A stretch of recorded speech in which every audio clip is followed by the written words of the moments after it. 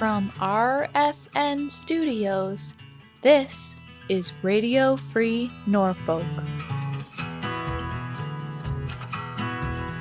We had a chance to sit down with local farmer Brett Schuyler of Schuyler Farms. We wanted to speak with him about the history and importance of the Migrant Worker Program. From my point of view, growing up in Tobacco Town, farm labor was starting to get very difficult to come by. And I think that was the impetus, of course, for the program. I've been told my grandfather was one of the first employers on the program. Apparently apples were one of the more challenging crops to find labor for in the fall. And certainly I know Nirmal on our farm, he's been here over 35 years. He's turning 70 this year. So he was there longer than I've been there. You know, for me, it's just the norm. This is what it is, and I got to grow up on the farm and go out to the bunkhouse. And I was pretty lucky growing up because you had 20 people you go out and play with, and at the time didn't realize it in that, but 20 people are quite happy to see a kid around and entertain you. There's a need for labor. People tell me it was started as a bit of a humanitarian program, and I could see some logic to that, providing opportunities where there wasn't some. But for me living in it, I just see it as a big win-win. A win for Canadian agriculture, for Ontario food, a win for the farm workers, bringing money back. Certainly gotten to know some of the stories, and my perspective, it just keep focusing on how to make this thing better and keep it going and keep the good stories coming. Without the help and hard work of migrant workers, Brett believes Norfolk could not maintain its reputation of being Ontario's garden. I can remember you telling me that without them, Norfolk wouldn't be Ontario's garden. Yeah, plain and simple. Yeah. You just get rid of horticulture. You just get rid of apples, cherries, asparagus. You name the crop that needs hands on it. You need labor. A term in the industry we use a lot now is the heartbeat of agriculture, and that's the international farm worker. Getting migrant workers into Canada has always been a process, even before COVID-19. Brett sheds some light on this. For us wanting to employ international farm workers, we first have to go through a process to demonstrate that we're not offsetting Canadian jobs. So there's so much of advertising and doing your due diligence with the federal government to show, okay, yeah, we can't hire these jobs locally. We've tried, failed. But there is a lot of diversity within the workforce of farms beyond the typical countries we expect migrant workers to originate from. Currently are around 50 international workers, a handful of Canadians that are living on the farm in the accommodation, same deal.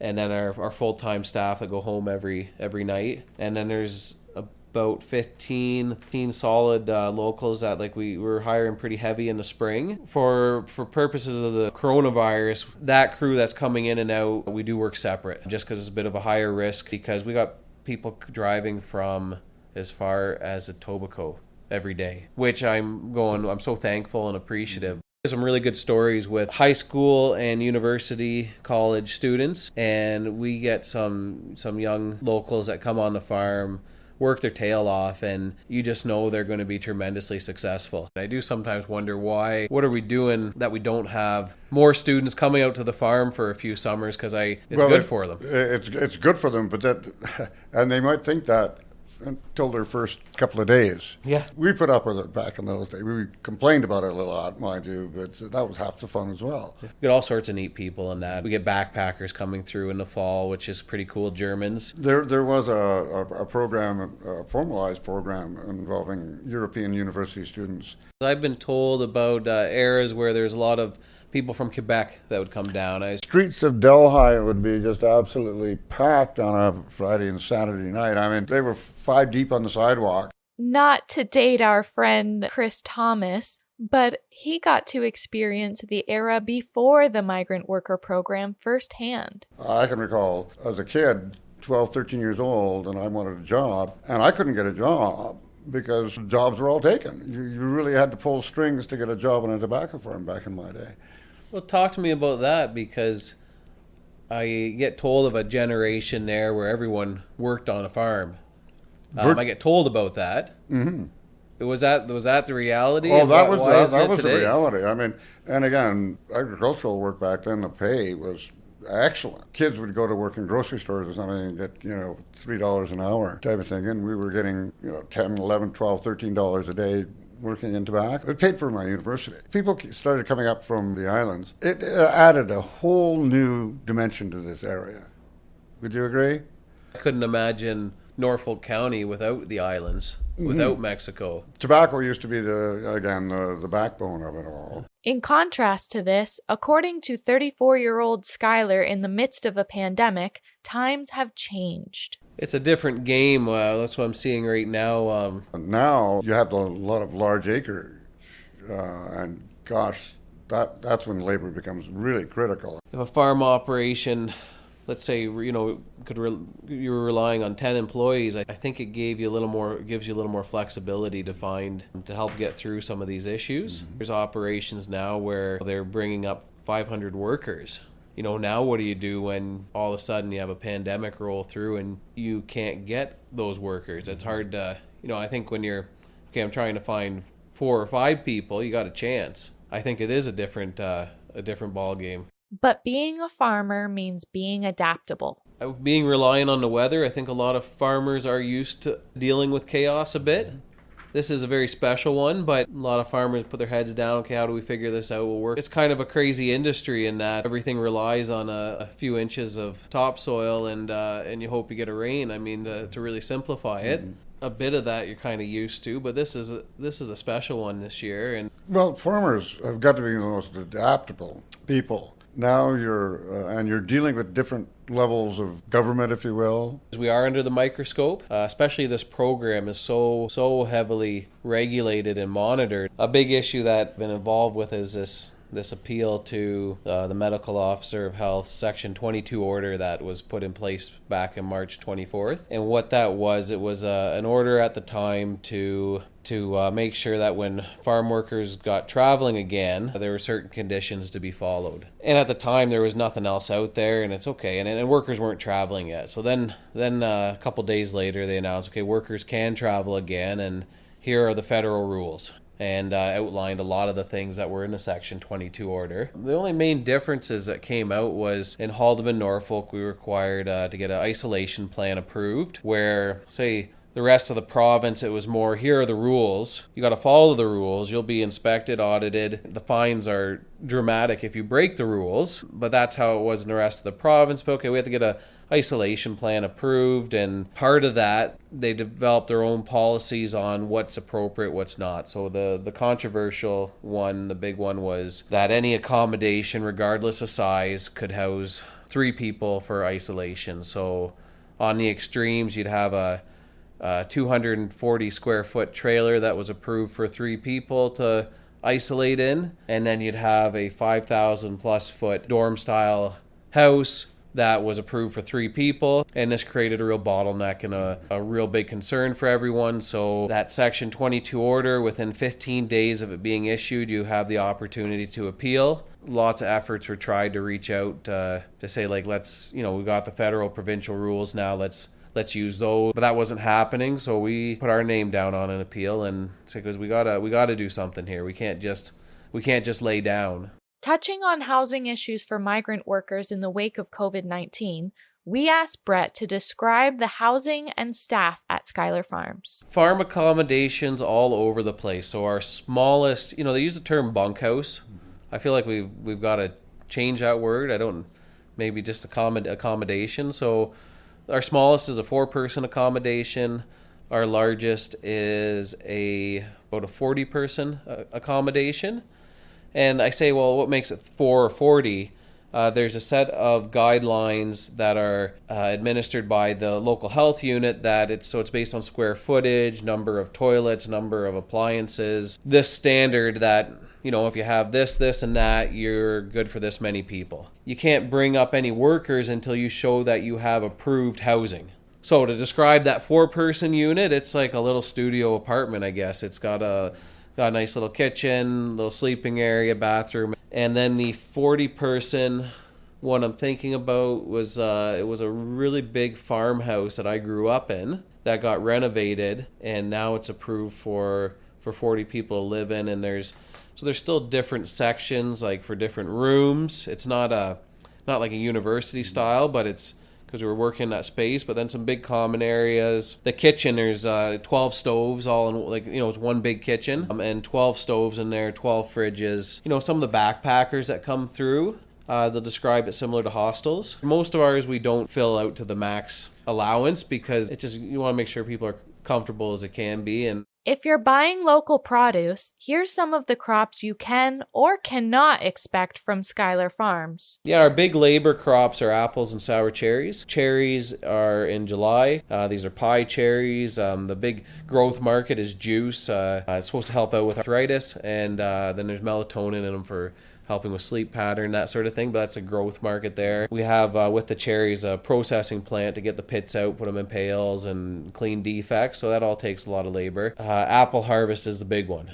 And that's where all hands on deck. All the apple varieties, you're moving through them. They kind of spread out the season and that. So our latest apples are at the beginning of November, and our earliest are at the end of August. This was our first year. We'd acquired a significant amount of asparagus, just under 100 acres of asparagus, and they've both become soybean fields now. Mm-hmm.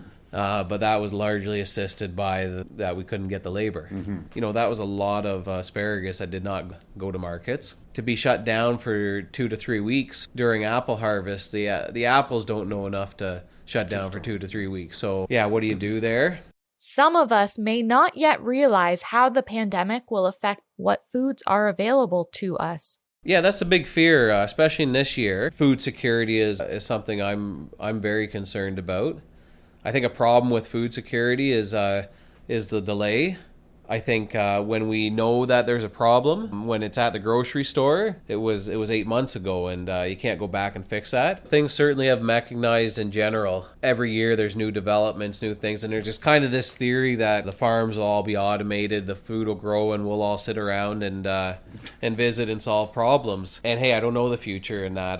There's a lot of work in apples to do robotic harvest with robots go through and pick the apples and that, and there's prototypes out there, all that. I don't see it as quick as others may, but it'll be what it is. I mean, if at the end of the day a robot can go in and pick all the apples for a quarter of the price, that's what will happen because that's what the economics dictate. The amount of food that can be grown in a market garden is amazing in that, but it has to value other things. It has to value more seasonal eating. It has to value having consumer acceptance. Yeah, consumer acceptance and a want for food security and local food. And, to say what the actual future is, we will find out. But I think there's a role for all sorts of models to work. A lot of our food is coming in from the States. I mean, we grow a lot of food in Canada, but if you're talking about wheat and canola west, yeah, we grow a ton of it, but you can only eat so much bread and canola oil. So if we're relying on a lot of that coming from the States, I'm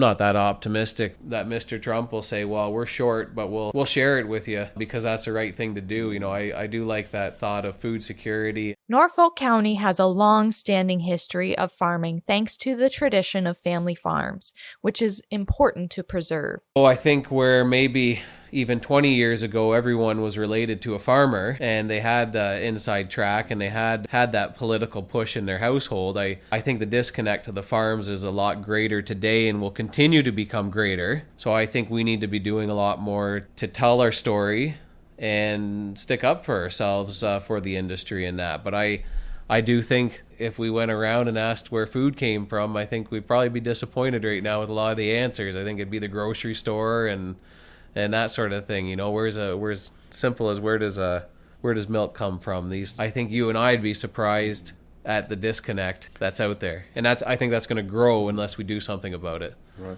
And that's another offshoot of the cancellation of the Norfolk County Fair, for instance. To most people, the fair was the closest thing they'd come to a cow or a bale of hay or something. But and the people that made some of the agriculture awareness stuff happen there, they're getting less and less. The Norfolk County Fair does a great job of agriculture awareness, but there's got to be people pick up the pieces there in that because it's harder and harder to find some of those volunteers and people to come out and tell the story, but they've certainly done a great job there. It's amazing when you drive by farms, you see a barn, and it looks like a barn, but we don't realize is that the millions and millions of dollars that are going through that barn, the technology that's being used there that is absolutely state of the art, and you just never know because you just drive by and it's a barn.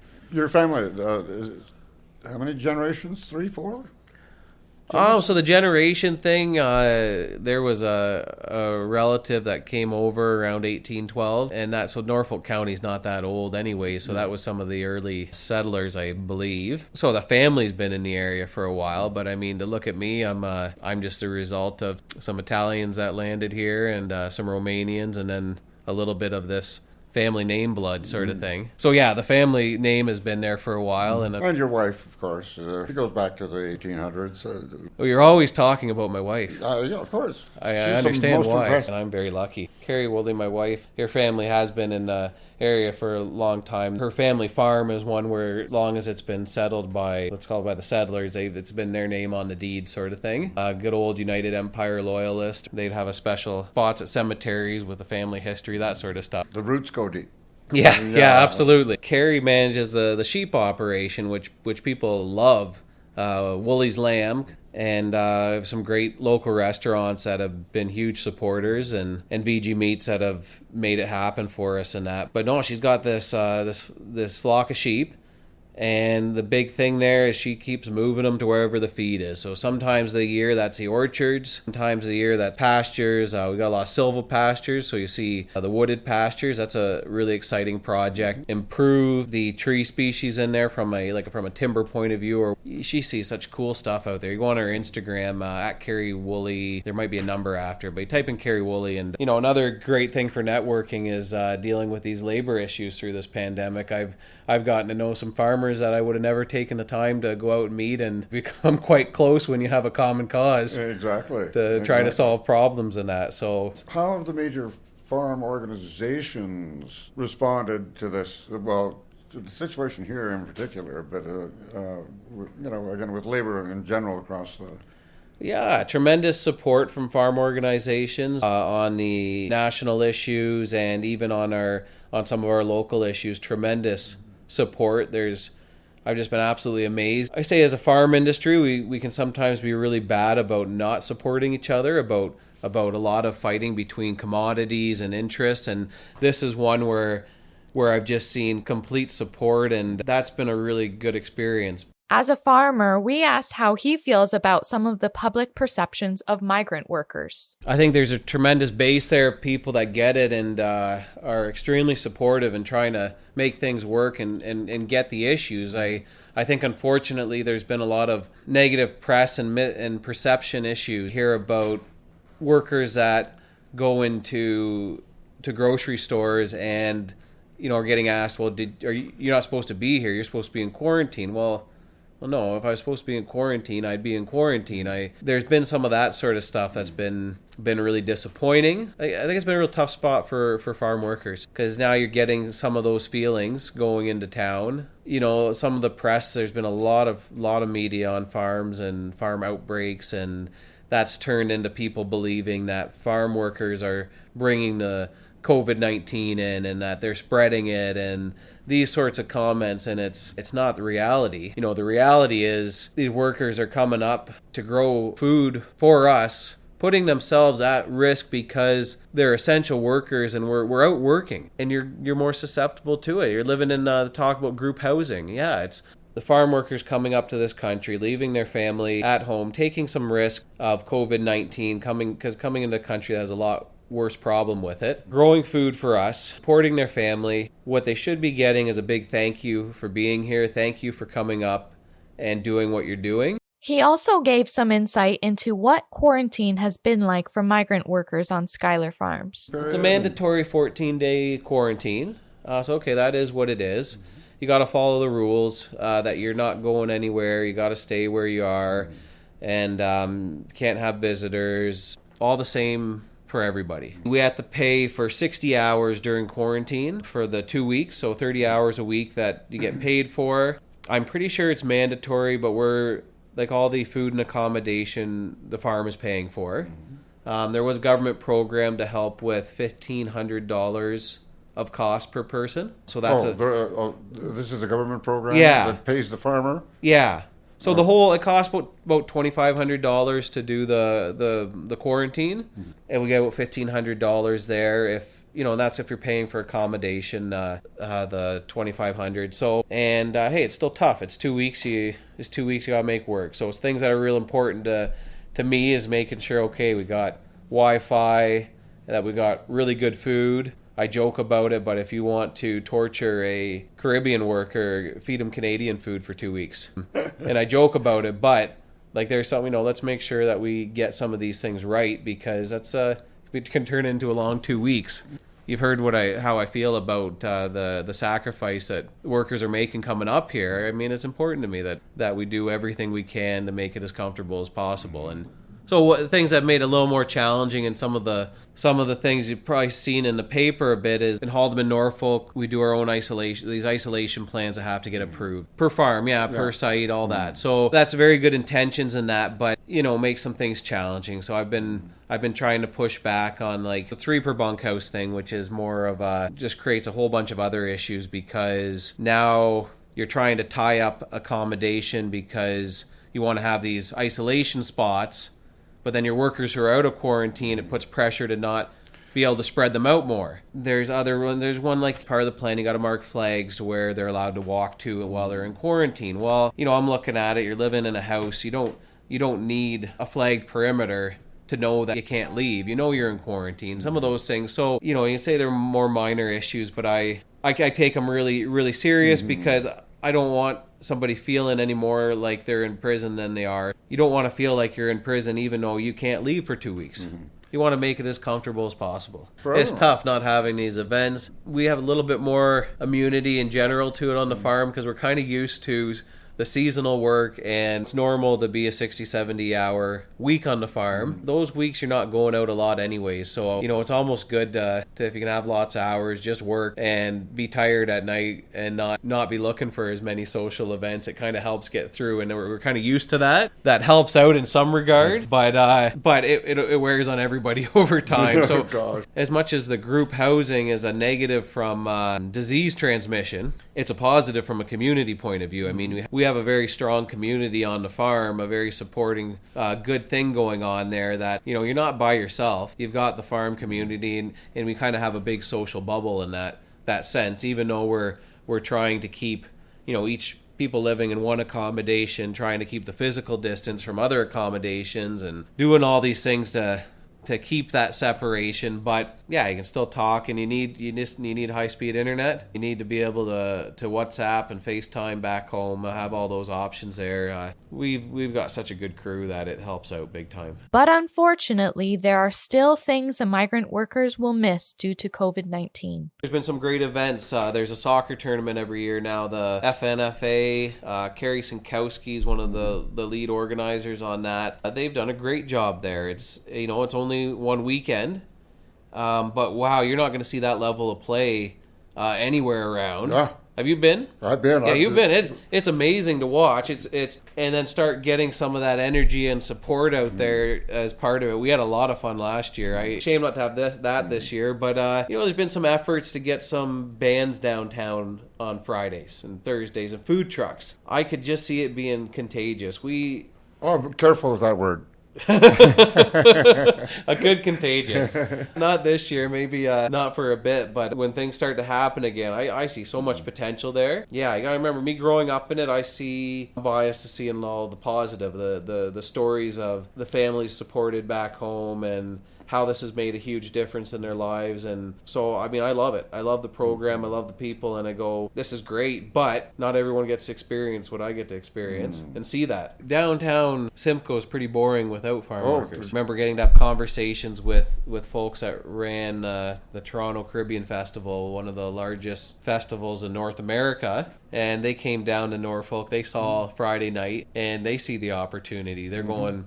You could have they were calling it Country Carnival.